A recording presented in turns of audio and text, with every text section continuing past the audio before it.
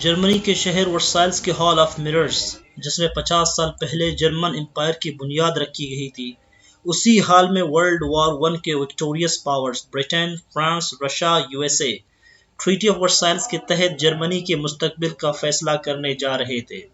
और दिलचस्प बात यह कि जर्मनी को इस मुआहदे में हिस्सा लेने की इजाज़त तक नहीं दी गई। जर्मनी को हर सूरत ट्रीटी ऑफ वर्साइल्स के तमाम टर्म्स एंड कंडीशंस एक्सेप्ट करने ही थे, क्योंकि उन्हें कलम और पेपर साइन करने के लिए दिया गया था, चॉइस नहीं दिया गया। इस मुआहदे में जर्मनी 10% टेरिटोरी, 12.5% पॉपुलेशन और एक बड़ी अमाउंट में कंस्क्रिप्शन यानी फौजी लवाजिमात से हाथ धो बैठा।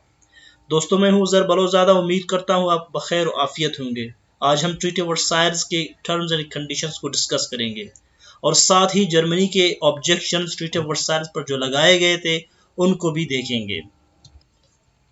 ट्रीटी ऑफ वर्साइल्स में जर्मनी को बुरी तरह ट्रीट किया गया।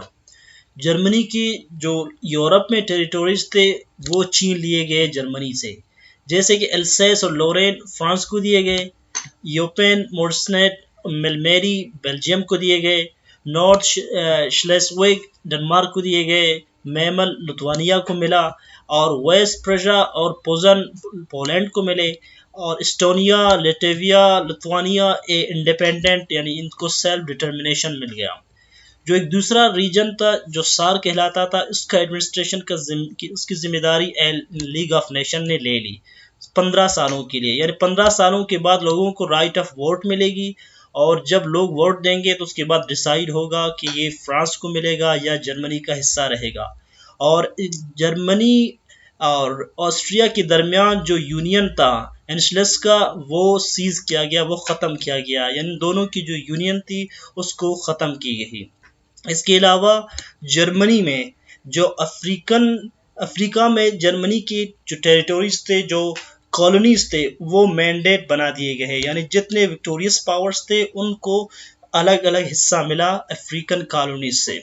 और इसके अलावा जर्मनी की मिलिट्री कैपेबिलिटी को लिमिटेड किया गया। यानी 1 लाख से ज़्यादा वो ट्रूप नहीं रख सकता था। और जो कंस्क्रिप्शन है यानी जो फौजी लवाजिमात हैं, जैसे कि टैंक्स हैं, मिलिट्री एयरक्राफ्ट्स हैं, सबमरीन्स हैं, वो ये डिसाइड किया गया ट्रीटी ऑफ वर्साइल्स में कि जर्मनी ये सब नहीं रख सकता। सिर्फ जर्मनी 6 बैटलशिप्स यानी उसके पास सिर्फ 6 बैटलशिप्स होंगे। और जो वार गिल्ट है वो सब के सब फिक्स किया गया, यानी वो 600 मिलियन वो फिक्स किया गया, जर्मनी पे वो लगाया गया। इसके अलावा जो एक्स कैसर था, यानी जो बादशाह था जर्मनी का जिसने जंग छेड़ी थी, उसे वॉर क्रिमिनल कहा गया और उसे ट्रायल पर रखा गया।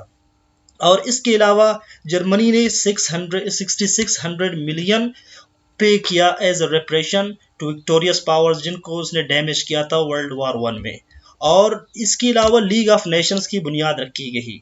लीग ऑफ नेशंस यानी दुनिया में वो एक यूनियन बनाने, बल्कि एक ऑर्गेनाइजेशन बनाना चाहते थे जिससे वो दुनिया में जंगों को रोकना चाह रहे थे।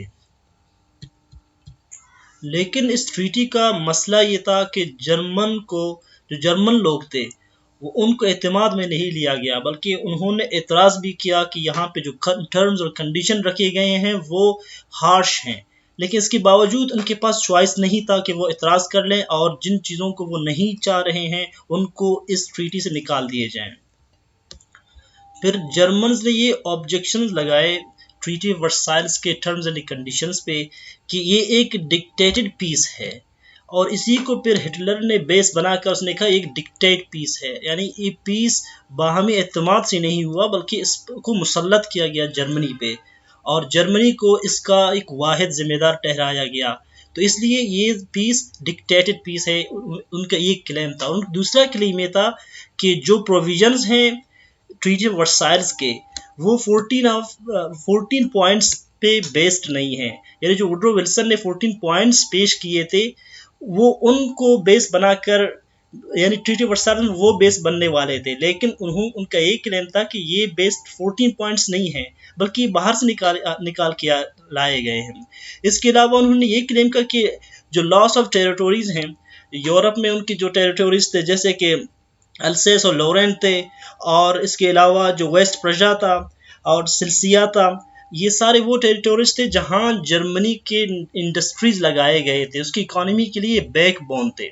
और जो जर्मनी की कॉलोनीज थे अफ्रीका में, वो भी मैंडेट्स बना दिए गए और विक्टोरियस पावर्स के हवाले किए गए। और जो डिसआर्मेमेंट था वो इसको क्लास यानी हार्श क्लासेस कहते थे कि जर्मनी 1 लाख से ज़्यादा फौज नहीं रख सकता था और सिर्फ 6 बैटलशिप्स वो रख सकता था। तो इसको वो बेस बनाकर कहते थे कि अब हम एक छोटे से मुल्क से भी अपनी सिक्योरिटी को इंश्योर नहीं कर सकते। और जो वॉर गिल्ट है, वॉर गिल्ट का मतलब ये है कि उन्होंने कहा कि जर्मनी सारे के सारे जंग का जिम्मेदार है। लेकिन जर्मनी का ये क्लेम था कि जर्मनी ने पहले मोबिलाइजेशन स्टार्ट नहीं की, बल्कि पहली मोबिलाइजेशन रशिया ने स्टार्ट की, तो लिहाजा उसको भी पाबंद किया जाना चाहिए। और इसके अलावा जर्मनी ने जो लीग ऑफ नेशंस बनाया गया था उसको भी वो ज्वाइन नहीं कर सका। तो वो इसे एक इंसल्ट कह रहा था कि एक इंसल्ट है हमारे लिए। बाकी दुनिया सारी जहां के लिए वो कह रहे थे कि 40 पॉइंट्स के बेस पे के सेल्फ डिटर्मिनेशन की बात कर रहे थे, तो जर्मन जितने टेरिटोरीज थे या जर्मनी के जो अपने जो लोग थे वो सेल्फ डिटर्मिनेशन से महरूम थे। तो इन चीज़ों को बेस बनाकर एक आखिरी एक क्लेम था उनका कि जो जर्मनी पे रेपरेशंस लगाए गए थे 6600 मिलियन, ये रेपरेशंस बहुत ज़्यादा थे। तो वो कहते थे कि जंग में चूंकि बहुत से ज़्यादा पार्टी थे, वो उन सबको जिम्मेदार ठहराया जाए, सिर्फ जर्मनी जंग का जिम्मेदार नहीं है। तो आज का हम अपना ये लेक्चर यहाँ पे कंक्लूड करते हैं और उम्मीद करते हैं कि आप लोगों को हमारी आज की वीडियो पसंद आई होगी। अपना बहुत ज़्यादा ख्याल रखिएगा। मिलते हैं एक और वीडियो में। थैंक यू एंड अल्लाह हाफिज़।